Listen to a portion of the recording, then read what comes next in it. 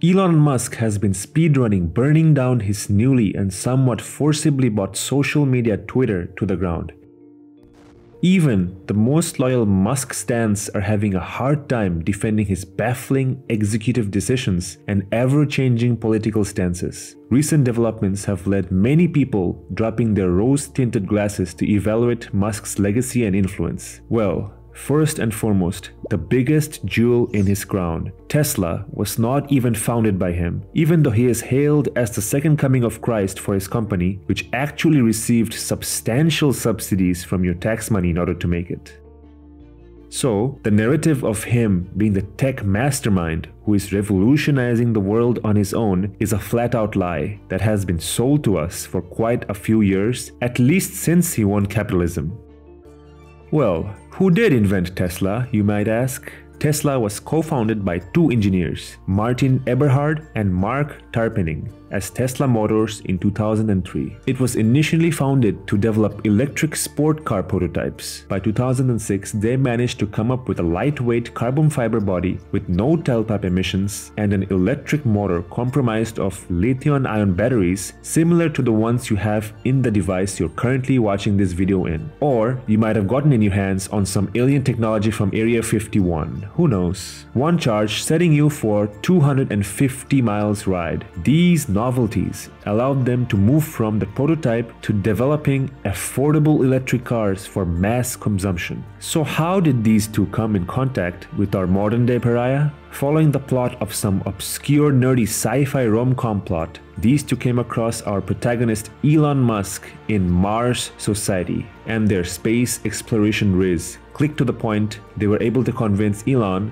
the future lies in electric cars. Elon had the fortune of his father's shady Zambian emerald mine, followed by PayPal's fortune. So, he became one of the early investors. It was not until 2008 that he gained substantial support to emerge as the fourth CEO of Tesla. Yes, you heard it right. The founder and inventor, in popular belief, were not the first, nor the second, nor the third, but fourth in line to take up the mantle during the tech bubble boom, which is now bursting big time, by the way. In the process, cheat coding his way up to the top. He was not the chosen one, not the prodigious mind he is credited for, but just another generic rich guy who, in a broader sense, won the lottery of other people's hard work. Special note, by the way, the co-founder Eberhard was voted off Tesla.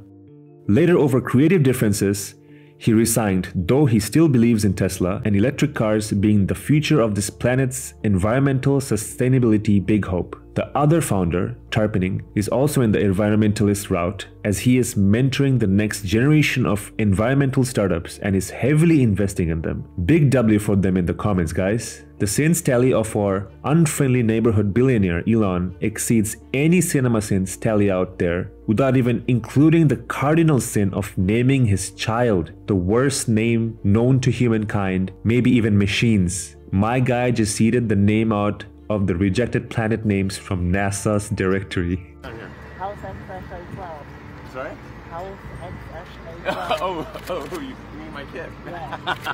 That sounds like a password. The poor kid's name aside, Elon tanked California's high-speed train project. Who could have thought a guy who manufactures private cars and ugly Cybertrucks would not have the best intention in mind regarding something that would result in people buying fewer of his cars? He literally invented Hyperloop, aka the one car at a time, the slowest Tesla tunnel which does not even have a fire exit. Sumerians did not receive this much hype over inventing wheels. Elon stands on Twitter and Reddit made this out to be the reinvention of the train. Not even English media hypes up their team for the World Cup this much, to be honest. Richard Trevithick and his predecessors, who helped build the steam engine trains, must have been rolling in the grave every time one Elon stan congratulated him for revolutionizing the public transport. Elon has recently, quite comically, taken up the God-assigned duty of protecting free speech. Hence, he fires anyone having opposing beliefs and anyone who remotely tries to unionize.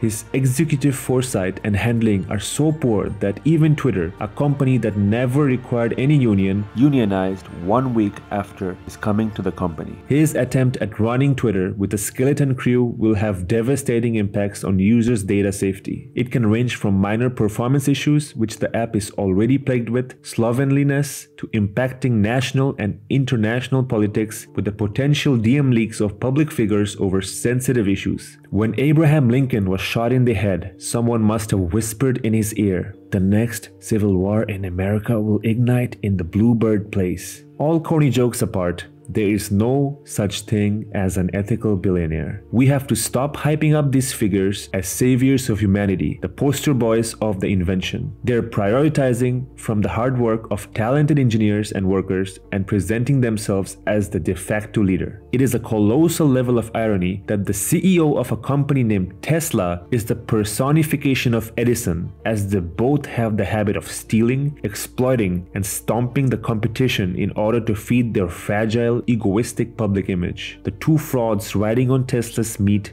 to win it all.